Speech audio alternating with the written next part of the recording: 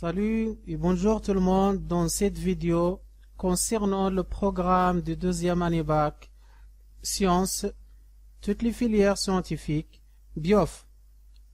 Premier exercice, un émetteur E émet des ondes sonores et on dispose de deux récepteurs R1 et R2 espacés de 2,8 cm selon le schéma suivant. Un émetteur et deux récepteurs R1 et R2 distants de 2,8 cm. Un dispositif permet de visualiser le signal par R1 et R2. On obtient la figure suivante. Donc, on utilise un oscilloscope pour visualiser le signal reçu par R1 et par R2. La sensibilité horizontale dans ce cas, 5 microsecondes par division. Il s'appelle encore le balayage ou bien la vitesse de balayage. Première question, identifier chaque courbe.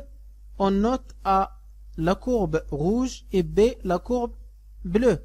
Identifier chaque courbe, c'est-à-dire quelle est la courbe, ou bien la courbe A est-elle correspond au récepteur R1 ou bien pour le récepteur R2.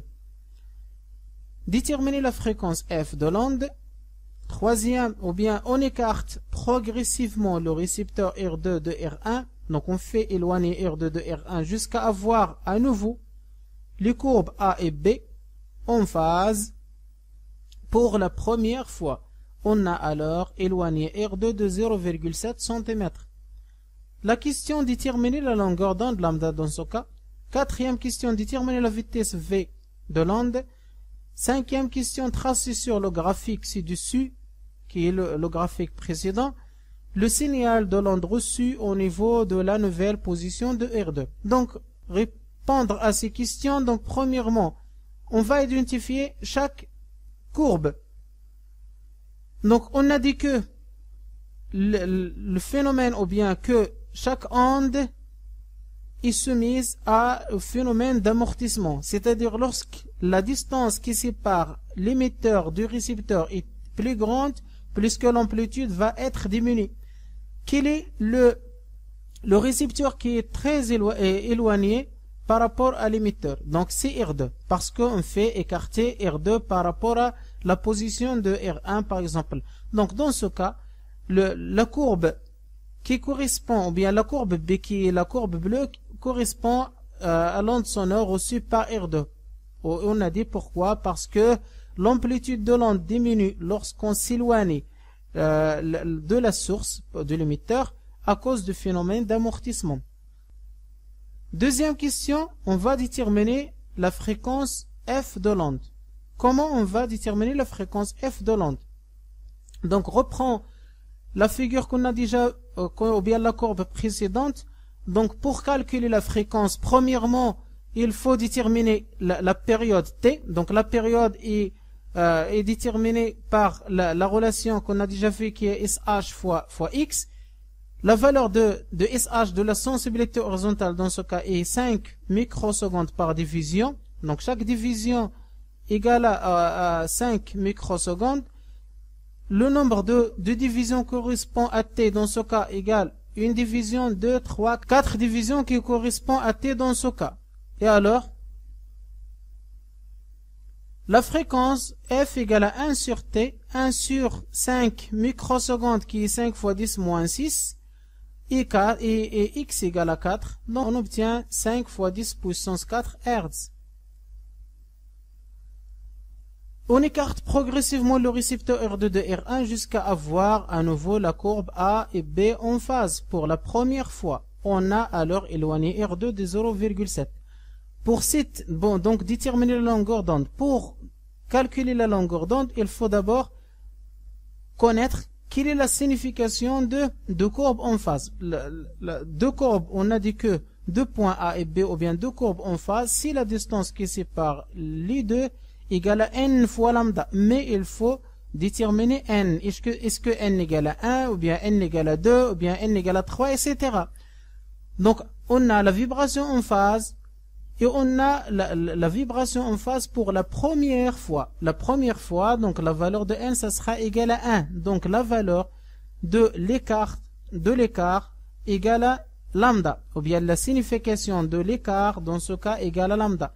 Quelle est la distance d'écart? Donc on a alors éloigné R2 de 0,7. Donc la valeur, ça sera égal à 0,7. Donc la longueur d'onde, lambda égale à 0,7 cm. Déterminer la vitesse. Donc pour calculer la vitesse, on a lambda et on a f. Donc on va utiliser la relation directe entre les trois paramètres v, lambda et f. Donc et on va voir dans ce cas que la vitesse d'onde v égale à lambda fois f, 0,7 cm, donc il faut le transmettre en mètres, donc 10 moins 2, f égale à 5 fois 10 puissance 4, donc on obtient 350 mètres par seconde.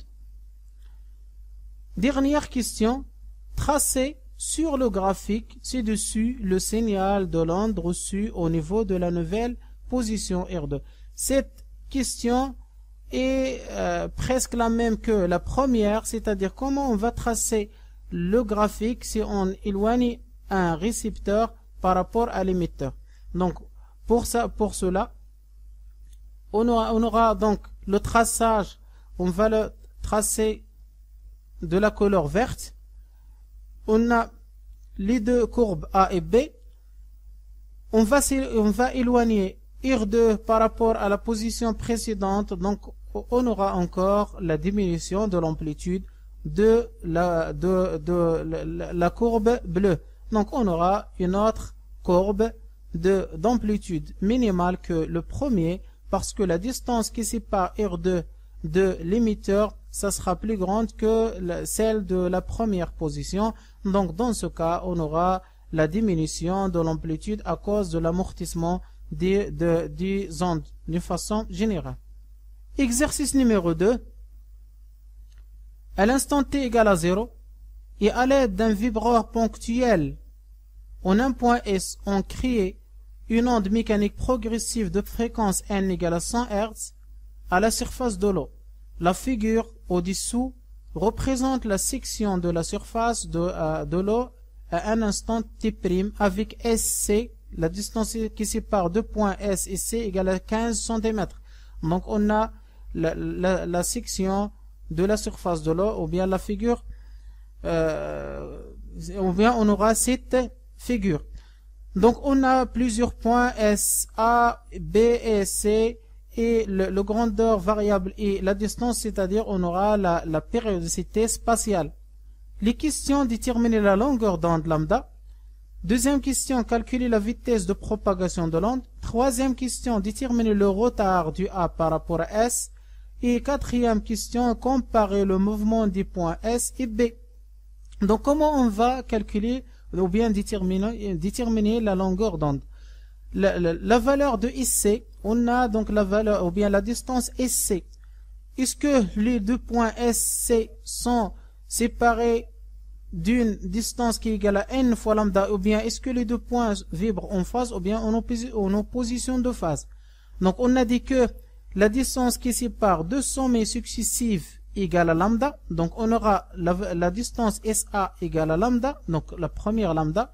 Deuxième lambda entre le sommet numéro 2 et le sommet numéro 3, donc 2 lambda, 3 lambda. Donc la distance SC dans ce cas, ça sera égal à 3 lambda. Et on va déterminer alors lambda qui est égal à SC sur 3, 15 sur 3 égale à 5 cm, ou bien 5 fois 10 moins 2 mètres. On va calculer la vitesse. Donc on a, pour calculer la vitesse, on a lambda et n, donc on va utiliser la relation directe. V égale à lambda n, 5 10 moins 2 qui est lambda, fois 100 qui est n, donc on aura 5 mètres par seconde. On va déterminer le retard du point A par rapport à S. Le retard du point A par rapport à S. Le retard, tau égale à la distance qui sépare les deux points, qui est la distance SA, sur la vitesse, parce que la vitesse reste constante à chaque point de ce milieu. Donc taux égale à la distance sur la vitesse, 5 fois 10 moins 2. Pourquoi 5 cm? Parce qu'on a dit que SA égale à lambda. C'est la distance minimale qui sépare deux points successifs qui ont la même vibration, qui sont vibrés, ou bien qui vibrent en phase. Donc SA égale à lambda qui était 5 cm sur 5 égale à 10 moins 2. Comparer le mouvement du point SA. C'est quoi la comparaison? Pour comparer deux points, c'est-à-dire, est-ce que les deux points vibrent en phase ou bien les deux points vibrent en opposition de phase? Pour répondre à cette question, il faut avoir, est-ce que S et B, la distance SB égale à un nombre entier fois lambda, 1 fois lambda ou bien 2 lambda, 3 lambda. Et dans ce cas, on va dire que SB, ça sera, ou bien SB vibre en phase. Si on trouve que la distance qui sépare les deux points est égale à un nombre entier, 0,5 fois lambda, dans ce cas, on dit que le deux points vibre en opposition de phase. Donc, revenons à cette figure. La distance qui sépare SB égale la première SA égale à lambda, 2 lambda, et la moitié de lambda. Donc la distance qui sépare S avec B, dans ce cas, égale à 2,5 lambda. Puisque la distance qui sépare deux points égale à 2,5 fois lambda, c'est-à-dire 2 plus 1 demi fois lambda, on dit que les deux points vibrent en opposition de phase. Et c'est tout ce qu'on a. Merci pour votre attention. Jusqu'à la prochaine vidéo. Inch'Allah. Assalamu alaikum wa rahmatullahi ta'ala wa barakatuh.